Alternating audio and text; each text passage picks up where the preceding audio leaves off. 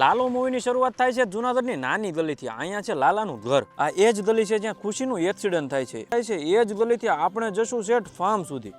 એલા ચકલાને ચેન નાઈક કે નહીં નાઈક? તારું કાંઈ ભેગું નહીં થવાનું. જ્યાં પૈસા દેવાના છે ન્યા દેને કોડા. શું થયું મારા વ્યાજના પૈસાનું? યાદ છે ને આસિન? અહીંયાનો જ છે.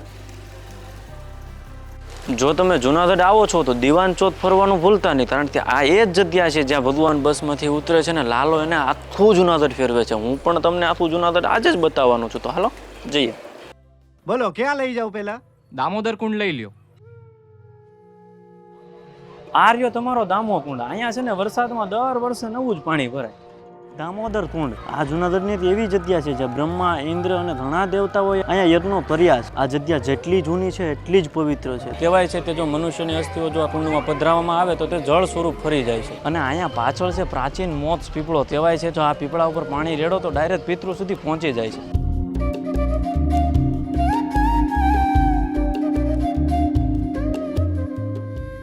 મૂવીની અંદર ચા ગાંઠિયાની એક નાની એવી દુકાન જે મૂવીમાં થોડા સમય માટે જ આવે છે, પણ એ દુકાનની પાછળનું જે મંદિર છે એનું મહત્વ છે. જ્યાં રઘુનાથ દ્વારથી આ છે ભવનાથ મહાદેવનું પ્રખ્યાત મંદિર.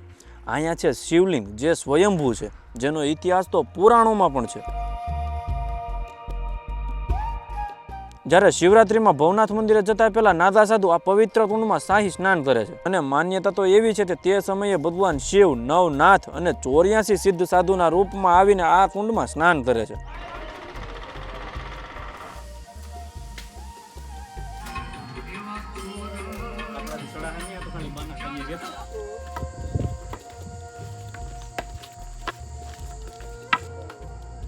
ગિરનાર ચડવાની ટ્રાય તો અમે કરી લીધી. અમે 100 પગથિયા જેવું તો ચડી પણ ગયા, પણ પછી ખબર પડી કે આ આપણું કામ નથી, કારણ કે રોપવે છે બંધ. અહીંયા ચાલે છે વાર્ષિક મેન્ટેનન્સનું કામ. અને ઓલા કાવડવાળા ભાઈઓને જોયા ને પછી તમને ખબર પડી ગઈ કે આ આપણું કામ નથી, આપણાથી ન ચડાય.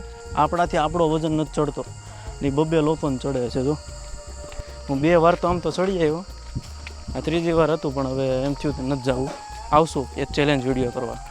તેથી તમે તારે આખો ગિરનાર એ થોડા તેવા ટાઈમમાં ને થોડા તેવા પૈસામાં ચડીને ટ્રાય કરશું.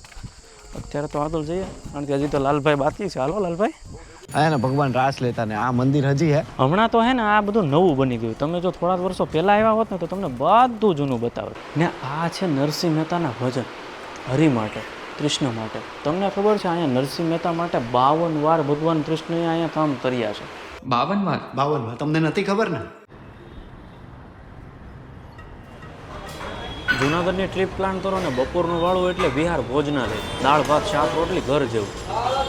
લાલો અહીંયા જ ભગવાનને જમવા લઈને આવ્યો, તો હાલો હરિહર કરો.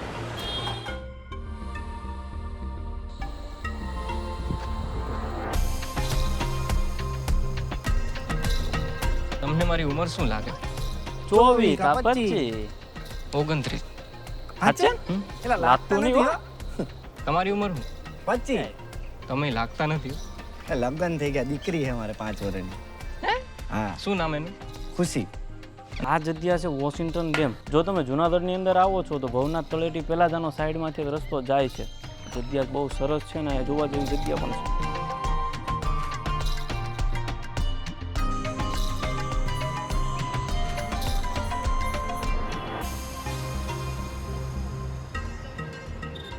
તમે જુનાગઢમાં પ્રવેશ કરો છો ત્યારે સરદાર પટેલ દરવાજા દેખાય છે, કારણ કે પિક્ચરના ઘણા ટ્રાન્ઝેક્શન આ દરવાજાની અંદરથી જ થયેલા છે.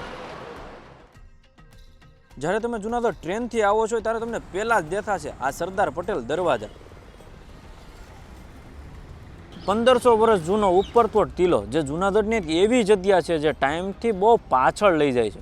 ગેટથી જેવા થોડાક જ અંદર આવીએ છીએ આપણને પહેલાં હનુમાનજી મહારાજ અને પછી ગણેશજીના દર્શન થાય છે. અને આ છે તોરણ ગેટ.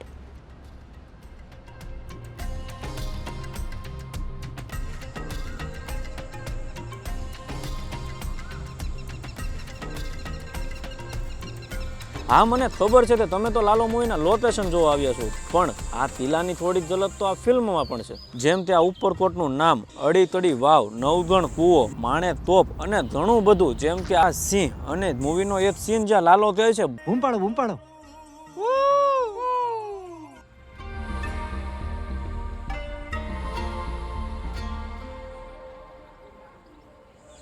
અને આ જગ્યા માટે તો આપણે અલગથી વિડીયો બનાવશું, જેમાં આખો ઉપરકોટ કિલ્લાને મસ્ત રીતે ડોક્યુમેન્ટ કરશું. પણ એ અત્યારે નહીં, જ્યારે આપણે ગિરનાર ચડવા આવશું ને ત્યારે.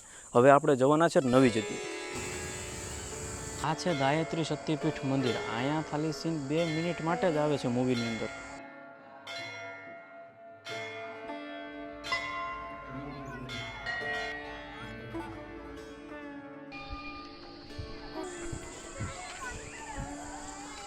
સનસેટ મૂવીમાં જ્યાં થાય છે એ જ જગ્યા માટે જવા માટે અમે ઉતાવળ કરીએ છીએ, કારણ કે સનસેટ થઈ રહ્યો છે. આપણું સનસેટ નહીં ભેગું થાય.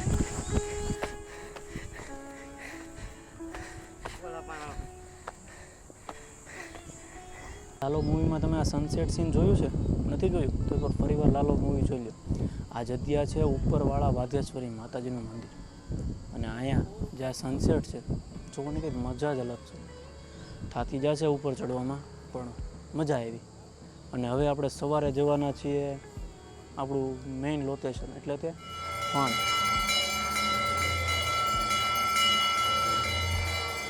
તમે જુનાગઢમાં આવો છો તો આ મંદિરના દર્શન જરૂર કરવા આવજો. ને આ જે હું સીડી ઉતરી રહ્યો છું એ સીન મૂવીમાં તો છે જ, તો તમારે જોવું હોય તો સાઈડમાં તો મારા સીન ચાલુ જ હશે, તો એ પણ જોઈ લેજો.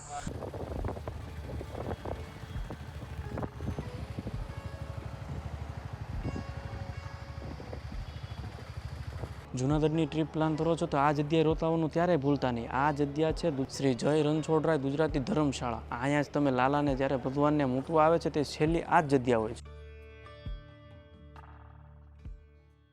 આ એ જ જગ્યા છે જે લાલાની રીતસા જ્યાં લગી લાલો અંદર પુરાયેલો હતો ત્યાં સુધી લાલાની રીતસા આ જ જગ્યા ઉપર પાર્ક કરેલી હતી. અને જે મૂવીની અંદર સીન આવેલા છે તે આ જ જગ્યાના છે. તો આપણે અંદર જશું ફાર્મ સુધી અને ત્યાં પૂછીશું. જો આપણને પરમિશન મળશે તો આપણે અંદર શૂટ કરશું, નહીંતર તો તમને હું આગળ નહીં બતાવી શકું.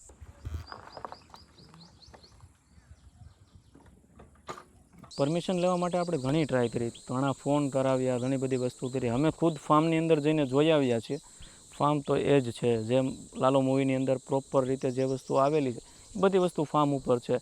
પણ ત્યાં એવું કીધું કે ભાઈ પર્સનલ ફાર્મ છે, કોઈકના માલિકીનું છે, એમાં તમે શૂટ ન કરી શકો. તો આપણે એની વસ્તુ સમજવી પડે, કારણ કે ત્યાં રહેવાવાળા માણસ તો તેના કેરટેકર જ હોઈ શકે. અને અમે ફાર્મ સુધી ગયા, ત્યાં લગી બધું જાણ્યું, ટ્રાય કરી કે ભાઈ થઈ જાય તો બતાવી દઈએ, પણ એ વસ્તુ પોસિબલ નથી. કાંઈ વાંધો નહીં, આપણે બીજી બધી વસ્તુ તો આપણે જે જોઈએ જ છે, જે લાલો મૂવીમાં જેટલી પણ વસ્તુ યુઝ થઈ છે એ બધી બતાડવાની ટ્રાય કરી છે. આ ફાર્મના ગેટ સુધી તો હું પહોંચી ગયો, ફાર્મ અંદર ન જવાનું, કોઈ વાંધો નહીં. હવે જ્યારે આપણું ચેનલ થોડુંક હજી મોટું થઈ જાય પછી કંઈક પાછા આવશું અને આ વિડીયો પૂરો કરવાનો ટ્રાય કરશું. તમે વિડીયો બધા અહીંયા સુધી જોયો તે બદલ તમારો બધાનો ખૂબ ખૂબ આભાર. વિડીયોને લાઇક કરી દેજો, શેર કરી દેજો. શેર એટલો કરજો કે લાલો મૂવીના થિયેટર સુધી પહોંચી જાય અને આપણને પરમિશન મળી જાય.